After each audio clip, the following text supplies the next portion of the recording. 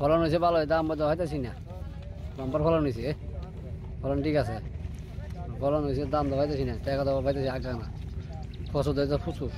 আল্লাহ ভালো হইতেছে, মোটামুটি ভালোই উঠতেছে ক্ষেতের মাঝে। কিন্তু মোটামুটি আমরা যেমন উঠছি, যদি একটু মোটামুটি দামটা থাকতো তাহলে একটু ফর্তা ফল লইলে মানে দামটা লাগে, যেমন একটু তুলানির দিয়া খরচটা দিয়া সাইরা যেমন আমরা পুষে না।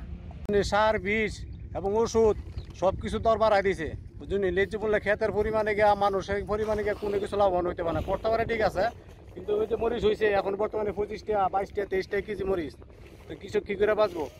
এবং যে ওষুধ আনতে গেলে ওষুধের দাম ডাবল বাড়ছে, বুঝলি। এই জন্য কৃষক লাভবান হইতে পারে না, কারণ এক ক্ষেত জমা লাগছে 15-20 হাজার টাকা, যে জমার অনুযায়ী গিয়া কৃষক ফসল করছে। এই যে বর্তমানে তেলের দর বাড়তি দিয়ে কৃষকের পারতে হয় না, বুঝলি। ওষুধ, যে ওষুধ দাম আছে 300, এই ওষুধ দাম আছে 900, এই ডাবল ওষুধ দর বাড়াইছে, বুঝলি। এই ওষুধের লাগে সার আছে 700 টাকা, সে সার অনেক কিছু 1400 টাকা, বুঝলি। এই সারে কৃষকের কোনো ইয়া নাই। তেল, যে তেল আছে মনে করেন 60 টাকা, এই তেল হয়েছে 120 টাকা কেজি লিটার, কৃষক কোন দিকে লাভবান আছে? আলহামদুলিল্লাহ, আল্লাহ দিয়েছে ভালো হই, কিন্তু দাম দনাই মইছের। আদা খালো মনে করেন সারের দাম, বিশ্বের দাম দিয়ে মনে করেন কৃষক মনে করেন মরার ভত নে, কোনো বাইলে অনেক কোনো কৃষক আর বাঁচার ভত নাই। বিষ সার পানি দিয়া মনে করেন মজ তুলিয়া দিয়া টেয়া দান এক টবা করো গরিব, আবার আগের গরিব কামলা দিয়া খাইতেছি। চাইলের দর আর তেলের দর মনে করেন কিনতে গেলে মহিষের মুনো কুলানা। ফলন মোটামুটি আলহামদুলিল্লাহ ভালোই আছে, ফলন কোনো খারাপ হয়েছে না, দর হয়ে করে মারছে। আর যেভাবে হয়েছে এইভাবে যদি হয় তাহলে 20-25 মন হইব।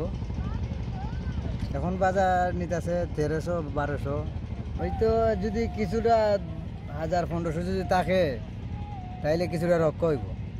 সুনামগঞ্জ জেলা বুরু অধ্যুষিত একটা জেলা, কিন্তু বর্তমানে বুরু ধান আবাদের পাশাপাশি বিভিন্ন রবি ফসল চাষাবাদ হচ্ছে। এবছর সুনামগঞ্জ জেলায় বিগত বছরের তুলনায় 124 হেক্টর মরিচ বেশি হয়েছে, যার পরিমাণ প্রায় 1564 হেক্টর।